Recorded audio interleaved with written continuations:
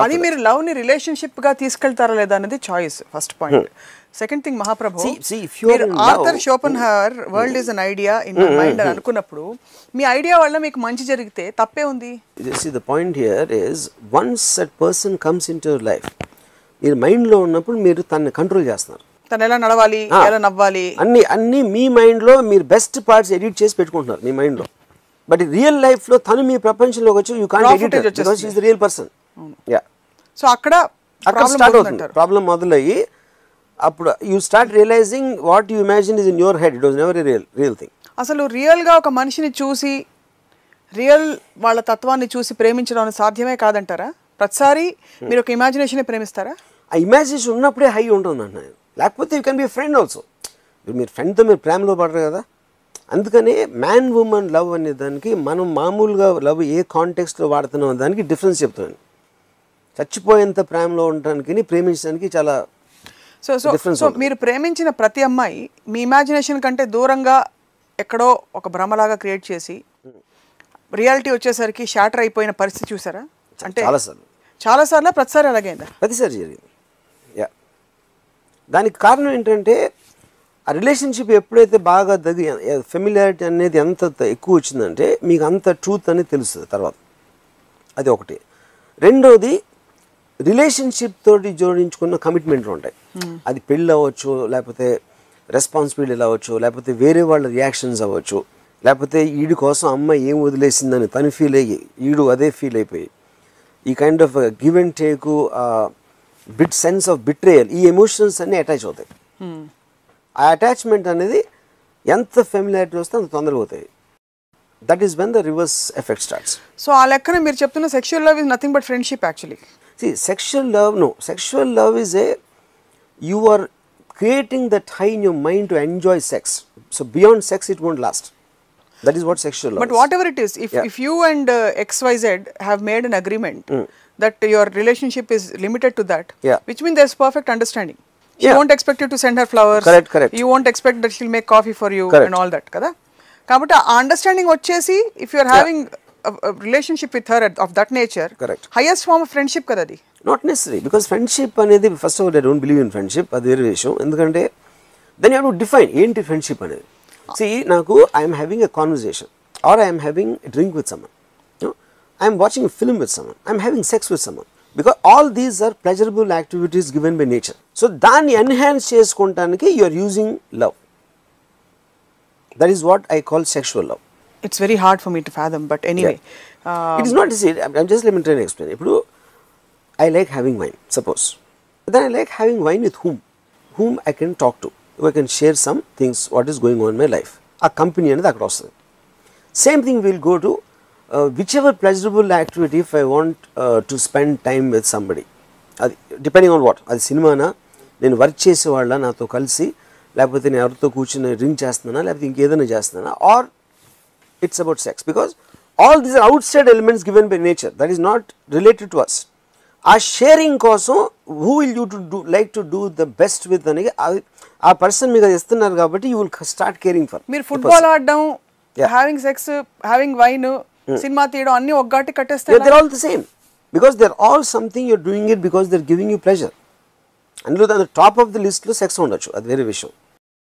But there all activities which you are wanting to do with someone you really care for, because that will get enhanced. దేశభక్తి అంటే వాళ్ళకి అర్థం కాదు అన్నది మీ ప్రాబ్లమా? దేశభక్తి కాన్సెప్టే లేదంటారా? లేదు, అసలు తెలీదు. కాన్సెప్ట్ అనేది మీనింగ్లెస్ కాన్సెప్ట్. ఇప్పుడు మనం India is a great country అంటాం, మనం పాకిస్తాన్ కూడా అదే అంటారు. Pakistan Musharraf are great country, Musharraf whatever whoever is there. Bangkok వాళ్ళు అంటారు ప్రతి కంట్రీ నేనే గొప్ప అంటారు. ప్రతి ఒక్కరు నేనే గొప్ప అనుకుంటే అది గొప్పకి మీనింగ్ ఏంటి అసలు? అది బాలచంద్ర గారి సినిమాలో, ఆకలి రాజన్ సినిమాలో అనుకోండి ఒక పాట ఉంది, మన తల్లి అన్నపూర్ణ మన అన్న దాన కన్నా వేదభూమి ఇంట్లో ఏగలు తోలుతాం. అది పాయింట్ ఏంటంటే వాట్ ద కంట్రీ రిప్రజెంట్స్. మనకున్న లీడర్స్ మీద మనకి రెస్పెక్ట్ ఉండదు, మన ఇంటి పక్కన వాళ్ళ మీద రెస్పెక్ట్ ఉండదు, మనం కలిసిన ఎంతమంది మీద రెస్పెక్ట్ ఉండదు. కానీ ఒక కామన్ లైన్ ఏంటంటే దేశభక్తి అంటారు. కానీ మన నేల మన భూమి ఏదో ఒక సెంటిమెంట్. అదే మన కాదు, మీ నేల. మీకు ఎన్ని ఎకరాలు ఉన్నాయి మీ ఊర్లో అన్నది ఊరు అవుతుంది, మీ నేల అవుతుంది. కానీ దేశం నేల మీది కాదు కదా. ప్రాణాలని అక్కడ పణంగా పెట్టి సరిహద్దుల్లో పోరాడుతున్న సైనికులకు కూడా దేశభక్తి లేదంటారా? వాళ్ళకి జీరో ఉంటుంది. దానికి కారణం ఏంటంటే అదొక ఆర్గనైజేషన్. ప్రతి ఒక్కళ్ళు జాబ్ చేసినట్టు ఆర్మీ కూడా జాబ్ చేస్తుంది. అక్కడ మీరు ఒక పర్టికులర్ పని ఇచ్చినప్పుడు కేవలం ఒక యూనిఫామ్ వేసుకున్నంత మాత్రాన వాడు మనసు మారిపోదు, ఏమీ మారిపోదు. నేను ఒక ఎగ్జాంపుల్ చెప్తాను మీకు. కార్గిల్ వార్ అయినప్పుడు ఒక పర్టికులర్ పాయింట్, ఒక హిల్, మన టైగర్ హిల్ దగ్గర ఒక పాయింట్లో ఒక పాకిస్తానీ టీం దాన్ని హోల్డ్ చేస్తూ ఉంటే ఇండియన్ మిలిటరీ ఒక బ్యాటిల్ జరిగింది. దాంట్లో నియర్లీ 38 పీపుల్ చచ్చిపోయారు, మన భారతీయ సోల్జర్స్. వీళ్ళు మొత్తానికి టేక్ ఓవర్ చేశారు ఒక వారం అయిపోయిన తర్వాత. ఎప్పుడైతే పాకిస్తాన్ టీం దొరికిందో అక్కడ ఒక క్యాప్టెన్ ఇక్రముద్దీన్ అని అతన్ని చంపేశారు. నాకు చాలా క్లోజ్ అయిన ఒక జర్నలిస్ట్ ఢిల్లీలో ఉన్నాడు అప్పుడు కార్గిల్ ఆ పర్టికులర్ పాయింట్లో. తను చెప్తున్నాను, ఈ క్యాప్టెన్ ఇక్రముద్దీన్ బాడీని కిందకి తీసుకొచ్చి వీళ్ళు ఆల్రెడీ ఎంతమంది వాళ్ళ ఫ్రెండ్స్ కలీగ్స్ చచ్చిపోయారు, ఎనిమీ సోల్జరు, చచ్చిపోయిన బాడీని వాళ్ళు పొడిసి తన్ని ఆ కోపాన్ని తట్టుకోలేక చేసి తర్వాత అందరూ కూర్చుని జేబులు గీబులు అన్నీ చెక్ చేస్తే జేబులో ఒక లవ్ లెటర్ దొరికింది. ఎవరు వైఫ్ రాసిన ఒక లెటర్. దాంట్లో she said something like what ever happens don't forget to smile, that is the second best you can do with your lips అని రాసిన. ఒక సోల్జర్ ఏమో మా పెద్ద రొమాంటిక్ రో ఇడు అని ఏదో హిందీలో అన్నాడు. అంటే ఏంట్రా నీ వైఫ్ లేదా ఏంటి అలా మాట్లాడుతావు అని ఇంకోటి కోపం వచ్చింది. సో సడన్గా ఎనిమీ సోల్జరు అక్కడ చచ్చిపోయి పడున్న అతను వాళ్ళకు వచ్చిన లెటరే తనకు వచ్చింది కాబట్టి అతను హ్యూమన్ బీయింగ్ అయిపోయాడు. అటు పాకిస్తాన్ కూడా ఇంకేంటి అనేది మర్చిపోయారు. దాని తర్వాత ఇంకొక లెటర్లో నువ్వు పాయింట్ని పట్టుకోవడానికి బాగా చేస్తున్నావు అని కమాండింగ్ ఆఫీసరు ఒక లెటర్ రాశాడు. ఆ లెటర్ ఉంది ఇంకోటి. అది చూసి ఒక ఇండియన్ సోల్జర్ నవ్వటం మొదలుపెట్టాడు. ఏంటంటే వాళ్ళకు కూడా అదే లెటర్ వచ్చింది, అని తీసుకోవడానికి ఎంతో ట్రై చేస్తాను, మిమ్మల్ని కమెంట్ చేస్తున్నాను. సో ఈ రెండిట్లో ఏమైంది, సడన్గా అక్కడ ఉన్న పరిస్థితిలో ఒకళ్ళ బ్యాక్గ్రౌండ్ ఒకళ్ళు తెలియటం వలన వాళ్ళిద్దరూ కలిసి మనుషులు అయిపోయారు. ఇండియా పాకిస్తాన్. అప్పుడు ఇంకోటి ఏంటి, మీరు ఆర్మీని పంపిస్తున్నారు, ఎందుకు పంపిస్తున్నారు?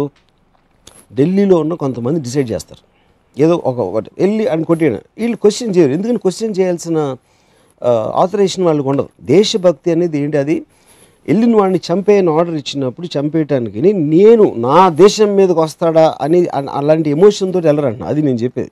That is a job they are doing there and they will have lot of internal. నా ఉద్యోగం తీసుకోవచ్చు, వర్మగారుల సినిమాలు తీసుకోవచ్చు, అక్కడ వెళ్ళి పని లేకుండా వెళ్ళి ప్రాణాలని. దట్ ఈస్ మీరు you are taking a certain decision. ఆర్మీలో చేరిన అందరూ కేవలం దేశాన్ని రక్షించుకోవడానికి, దేశానికి ప్రాణాలు ఇవ్వడానికి కానీ ఎవ్వరు వెళ్ళరు. నాకు చాలా మంది తెలుసు. They are doing one more job. పోలీసులోకి ఎందుకు వెళ్తారు, డాక్టర్స్ ఎందుకు అవుతారు, దేనికి ఎందుకు, అన్నిటికీ వాళ్ళ సెన్సిబిలిటీలో వాళ్ళ రీజన్స్ ఉంటాయి. ఐ కాంట్ జనరలైజ్ అందరూ ఎందుకు వెళ్తారు. What I'm having a problem with is, మీరు వంటలు చేసుకోకూడదు అంటారు, ప్రేమ బుల్షిట్ అంటారు, పిల్లలు పుట్టడం బుల్షిట్ అంటారు, పెళ్లి బంధనం అంటారు, అన్నిటినీ నో నో నో అంటున్నారు. మీకోసం మేము మార్స్ గ్రహంపై ఒక ఇల్లు చూసి పెడతాం, వెళ్ళి ఉంటారా? I love the fact that నాకు ఎందుకంటే I look at all this like a naturalist. ఒక న్యాచురలిస్ట్ అడవిలోకి వెళ్ళి యానిమల్స్ని స్టడీ చేసినట్టు నేను స్టడీ చేస్తాను. మనిషా, దేవుడా, ఒక శాస్త్రవేత్త, లేకపోతే సైకియాట్రిస్టా? నేను రాముని. That's what Ramuism is about. It's my view of life. Your view of life. Okay.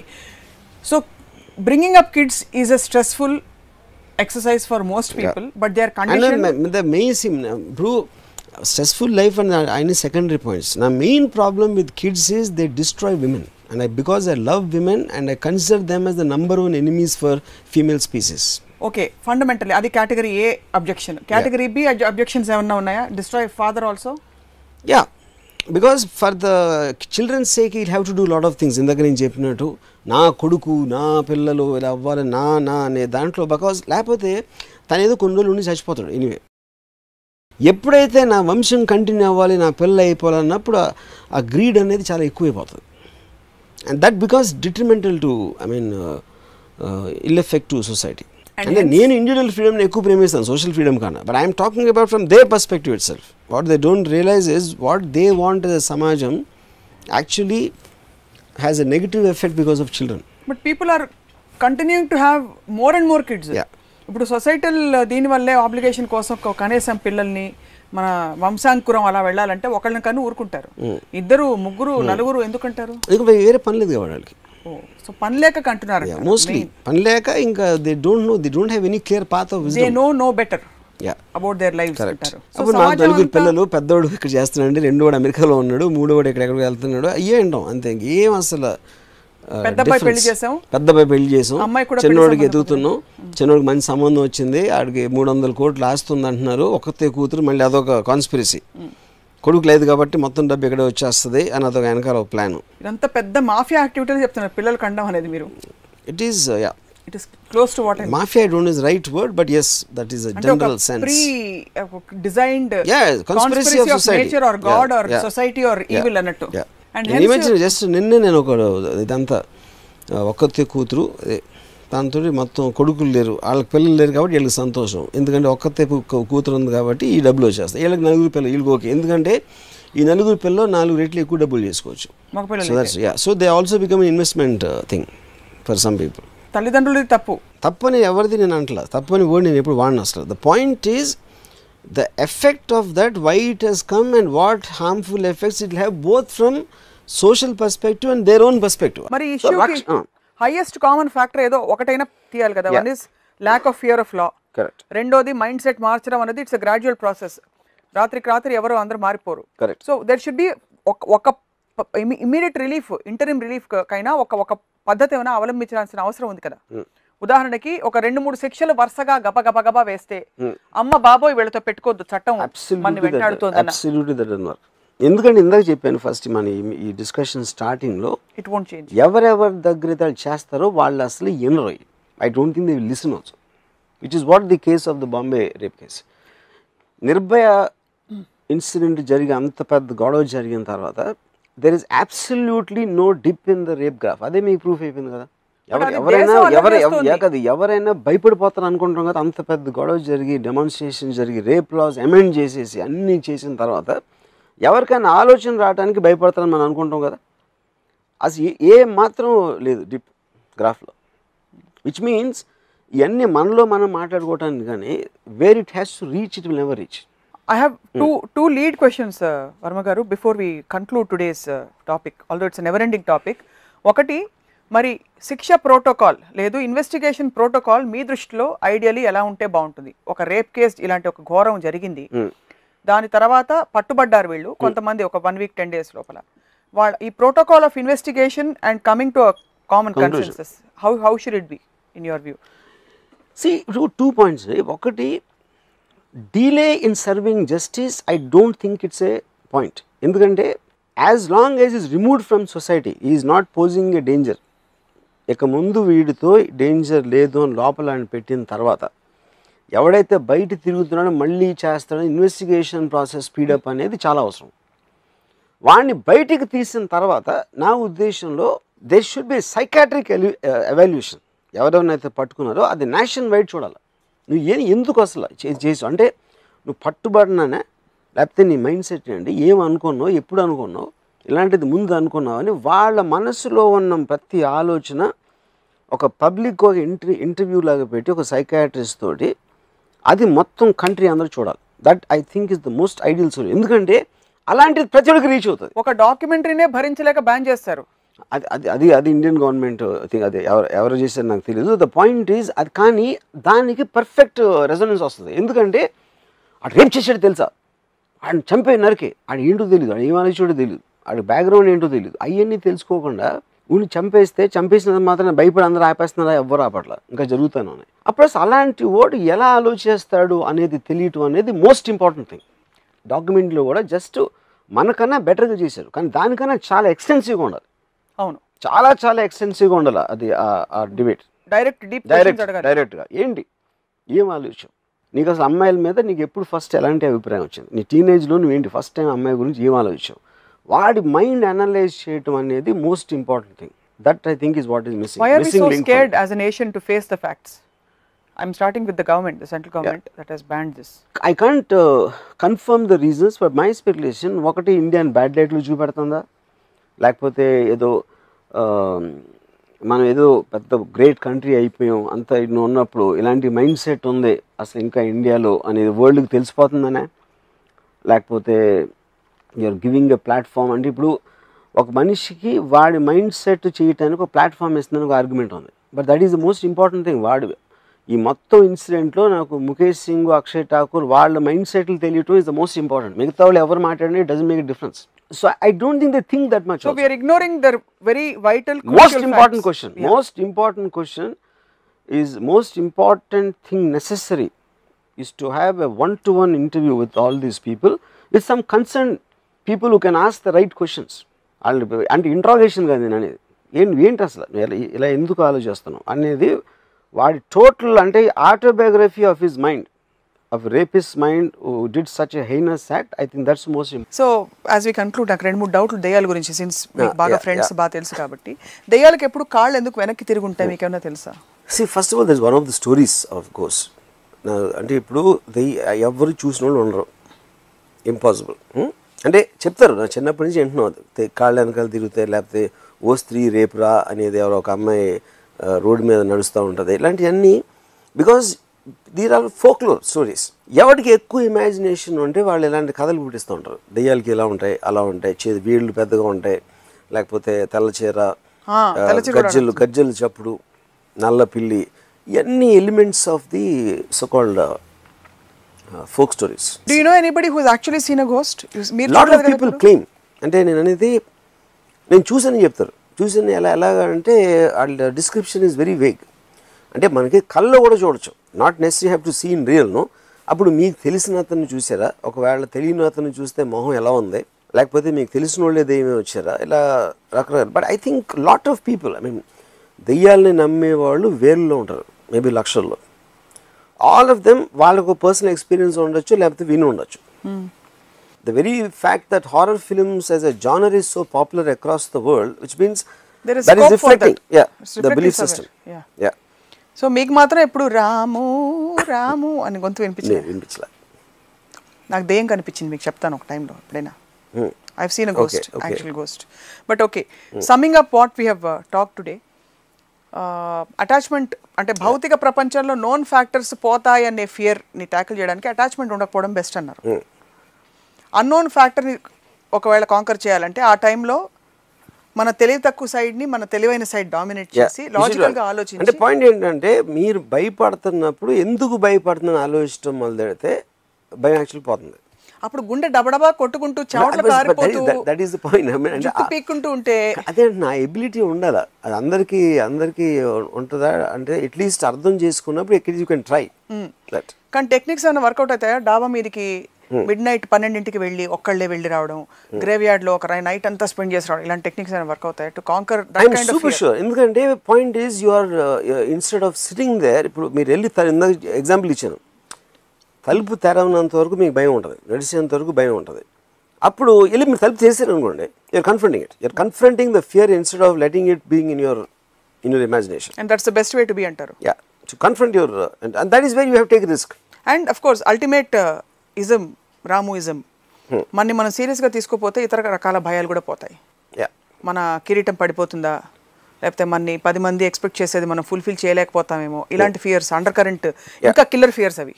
దెయ్యం అంటే స్పెసిఫిక్ ఫియర్ కనీసం, this is a bigger fear actually to live. Yeah, because what you are saying is going to come from the unknown elements. మన దగ్గరది పోతుందా, లేకపోతే రాదా, లేకపోతే ఇంకేమవుతుంది unknown. Yeah, అంటే ఇప్పుడు these days like multiple personality disorder, when you don't have control over it. But when you have that unlimited imagination and you have your mind thinks so fast, దాన్ని channelize చేసే multiple personality order type లో channelize చేసే research is also coming up. Channelize fear.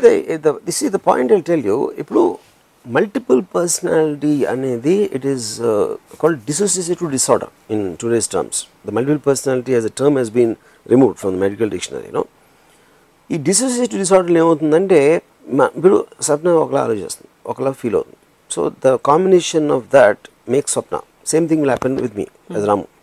But దీంట్లో they start getting compartmentalized. Some emotions, thoughts of mola, emola, and that is what is called disassociation. అవి ఒక particular trigger పాయింట్లో ఒక rapid change వస్తుంది. అంటే ఇప్పుడు నేను నవ్వాను అనుకోండి, ఓకే నేను జోక్ నవ్వాను, సీరియస్ అయితే నేను ఏదో కోపం సీరియస్ అయ్యాను, లేకపోతే ఇంకోటి ఏదో. కానీ సడన్గా నేను సీరియస్గా ఉండి నవ్వి మళ్ళీ కంటిన్యూస్గా ఎక్స్ప్రెషన్స్ చేంజ్ చేస్తున్నాను అనుకోండి and without any logic behind it why I'm expressing అప్పుడు I look like different people. అప్పుడు ఆ rapid change over of that is what which makes people feel that there is some different personalities inside, which is where the multiple thing can, you know. True. But the point is, ఈ dissociation వనాలని మనకి ఇలాంటి personalities కనిపిస్తున్నాయి అండి. Dissociation ఎందుకు వస్తుంది? అది దయ్యం చేస్తుందేమో. అవును. So because finally your all logical answers will stop at some time. So the next fact will be super natural. Natural is what you can explain. Predict and explain. What you cannot explain is supernatural. Yeah. That's where both the God and దేవుడు దెయ్యం వచ్చేది అక్కడ. అదే space లో వస్తారు.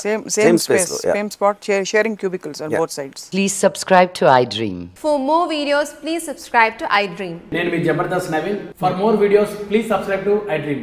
For more videos, subscribe to iDream. For more interesting videos, please subscribe to iDream. Hi, this is Anil Ravipudi. For more videos, please subscribe iDream Media. This is Manjula. For more videos, please subscribe iDream. For more videos, please subscribe to iDream channel. Don't miss it.